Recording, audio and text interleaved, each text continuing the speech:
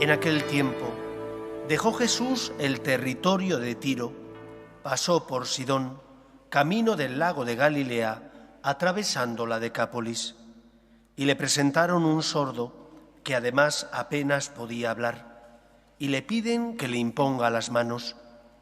Él, apartándolo de la gente a un lado, le metió los dedos en los oídos y con la saliva le tocó la lengua.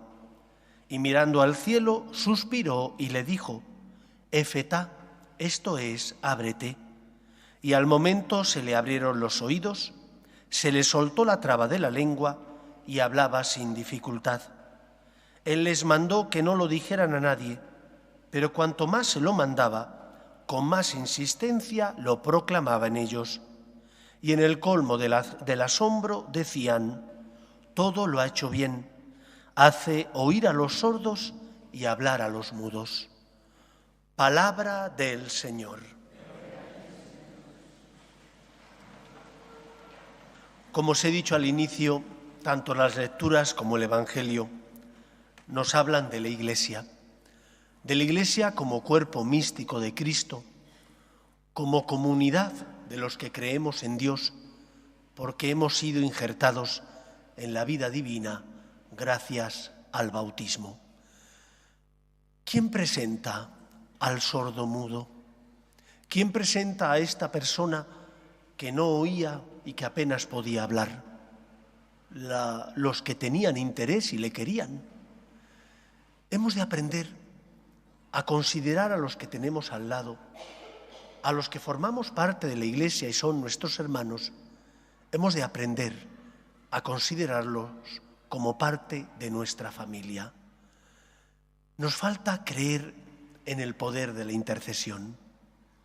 Con frecuencia en los evangelios aparece cómo uno u otro presentan al Señor a los que sufren, porque creen en Él, porque confían en su poder, porque confían en su misericordia.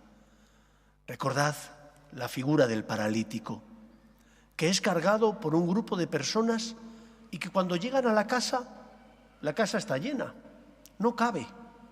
Podían haber pensado: bueno, ya hemos hecho un esfuerzo, quédate tranquilo. No, se complicaron la vida, desmontaron unas tejas y lo descolgaron para que el paralítico pudiera estar enfrente de Cristo. Porque querían la curación del enfermo, porque era parte de su vida, porque le amaban, se habían puesto en el lugar del que sufría, fueron a pedir ayuda al Señor y se complicaron la vida para que Dios pudiera verle, para que Cristo pudiera salvarle. ¿Cuántas veces nosotros no actuamos así con las personas que decimos querer o con los que se cruzan con nosotros? Dios respeta la libertad de los seres humanos, pero nos falta a nosotros, como miembros de la Iglesia, llevar a las personas que sufren en el cuerpo o en el alma, llevarlas a Dios. ¿Y por qué llevarlas a Dios? Porque necesitan el amor de Dios, porque cuando uno no tiene luz, vive en la tiniebla, porque cuando a uno le falta la fe, le falta la esperanza.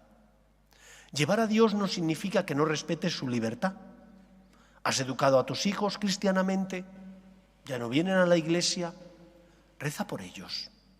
O algún miembro de tu familia o algún amigo está pasando un momento difícil. Tú sabes que está sufriendo. Reza por él. Intercede ante Dios por él. Es que él no tiene fe, no viene a la iglesia, pero tú sí tienes fe. Se tiene que notar que eres miembro de la iglesia y que por lo tanto confías que Dios sí puede tocar el corazón de esa persona, sí puede sanar y curar sus heridas. Porque confías, presenta al Señor las necesidades, las súplicas de los que sufren. Hemos de aprender a vivir como hermanos y hemos de aprender a presentar ante Dios, que es el Todopoderoso, las necesidades de los que ya no vienen a la iglesia, de los que sufren en el cuerpo, pero también en el alma, de aquellos que necesitan el consuelo y el amor de Dios. No solo hemos de pedir por ellos, no solo hemos de traer al Señor las necesidades de ellos, también hemos de decirles a ellos, yo tengo fe y voy a pedir por ti. Algunos pensáis o actúan pensando, ¿cómo voy a decir eso? Me van a señalar, me van a decir que si soy un mojigato, o me van a decir, pues vaya, en ese Dios en el que tú crees ha permitido el dolor o la enfermedad. No suele ser así. Cuando uno sufre, mi experiencia como sacerdote es que cuando uno sufre necesita consuelo. Y nosotros tenemos aquel que puede consolar a los hombres, que es Dios. Cuando uno está necesitado, a poquito que pierdas el pudor, el temor, y le presentes el auxilio y el amor de Dios, te dirá gracias. Gracias porque rezas por mí. Gracias porque pides por mí. No creo que ninguno te diga lo contrario. Pero nos falta tener valor. Nos falta saber y creer que Dios escucha nuestras súplicas y que los que sufren necesitan el auxilio de Dios. Sal de tu comodidad, de tu zona de confort. No tengas miedo. Hace años, una persona de la parroquia me contó un testimonio, lo he comentado otras veces, que a ella le ocurrió. Ella trabaja en una inmobiliaria y, bueno, pues como trabaja en una inmobiliaria, había hecho un negocio con una persona que venía del extranjero y que al cabo de unos meses esa persona enferma de cáncer de pecho. Y ella, que sí que tiene fe, le dijo, vamos a rezar, vamos a la Virgen y vamos a pedir a la María que te ayude. La otra persona no tenía fe, no era de práctica religiosa, pero agradeció aquello que la otra persona le dijo. Agradeció esa mano tendida y que le daba esperanza. Y vinieron a rezar y encontró consuelo y encontró paz. No tengáis miedo. Presentad las necesidades de los que sufren. Perder el pudor a presentar y a decirle a los demás, yo tengo fe, voy a rezar por ti. En segundo lugar, el Evangelio nos enseña que el Señor, para curarnos, necesita tocarnos. Cuando nos toca el Señor, entonces nos sana. Tocar significa abrir el corazón a Cristo. Tocar significa dejarte cuidar y querer por Él. No tengas miedo a tus caídas, no tengas miedo a tus miserias. La mayor parte de las veces nuestros temores provienen de creer que a Dios le espanta nuestro pecado. Y Dios nunca ha dicho eso.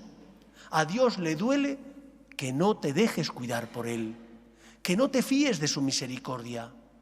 Te ha dado pruebas de que es un Dios que actúa en la historia de los hombres, de que es el Todopoderoso y de que es rico en misericordia. ¿Cuántas veces te cuesta confesarte? Es que me confesé hace poco y he vuelto a caer. No estés en pecado mortal, no tengas miedo. El Señor quiere curar y sanar tus heridas. Déjale que perdone tus pecados. Es que el sacerdote debe estar cansado de mí. El cura no se cansa, porque el cura también tiene miserias, porque el cura también cae y es débil. Y ha recibido gratis algo que tiene que darlo gratis. No tengas miedo. Acércate a que el Señor te toque. En segundo lugar, tienes que perseverar. Algunos vivís una impaciencia que parece que tenéis que conseguir de la noche a la mañana la santidad y que si el Señor no te quita la tentación o no te da las fuerzas para no volver a caer, caéis en la desesperanza.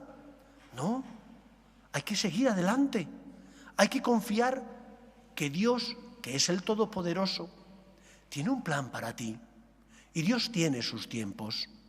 Tú no los conoces, pero Dios tiene sus tiempos.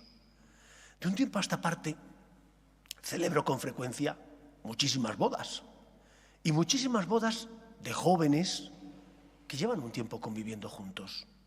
¿Es lo ideal? No. Lo ideal es que no convivieran antes de casarse. La realidad, que muchos desgraciadamente conviven muchos años sin estar casados, pero después se casan y por lo tanto tenemos que estar abiertos a que el Señor, que tiene sus tiempos, tocará su corazón. Esta tarde he estado celebrando una boda de dos chicos, uno de ellos le conozco de toda la vida, criado aquí en la parroquia, formado aquí en la parroquia. Estuvo viviendo 4 años con su novia. Hasta que Dios, que tiene sus tiempos, le tocó el corazón y le hizo entender que tenía que dar el paso y casarse. Cuando tú no tienes esa confianza en Dios y esa visión sobrenatural de que Dios actúa en la historia de los hombres, te equivocas. Porque a veces nosotros nos impacientamos porque no vemos más que lo que tenemos delante. Los árboles impiden que tengamos perspectiva. Los problemas, las situaciones difíciles, los agobios de la vida nos hacen agobiarnos a veces porque nos falta confianza y fe en el Señor, que actúa en la historia de los hombres, que sabe lo que nos conviene y que tiene sus tiempos. Por lo tanto, el Evangelio de hoy nos anima no solo a, como hermanos e hijos de la Iglesia, pedir y ayudar a los que no tienen fe, a los que sufren en el cuerpo y en el alma, sino también a vivir con esperanza las dificultades que tenemos en nuestra propia vida, a saber que el Señor sí le interesamos, que al Señor sí le importamos y que por lo tanto Dios tiene sus planes y tenemos que aprender a confiar en Él. Dios tiene sus tiempos y los tiempos de Dios no son los tiempos de los hombres. ¿Qué tenemos que hacer? Rezar, dejarnos tocar por Él, dejar que el Señor con sus sacramentos llene con su amor nuestra vida y vaya sanando nuestras heridas. Y pongamos en el Señor nuestras obras y nuestra vida. Dios sabe lo que nos conviene. Dios tiene sus tiempos. No os impacientéis.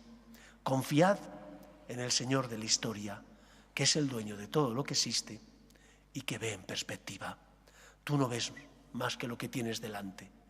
Él ve más allá, porque es el Señor de la historia. Que logre el Señor encontrar en nosotros confianza, confianza para ponernos en sus manos, confianza para dejarnos cuidar. Que sea así en nuestra vida. Nos ponemos en pie.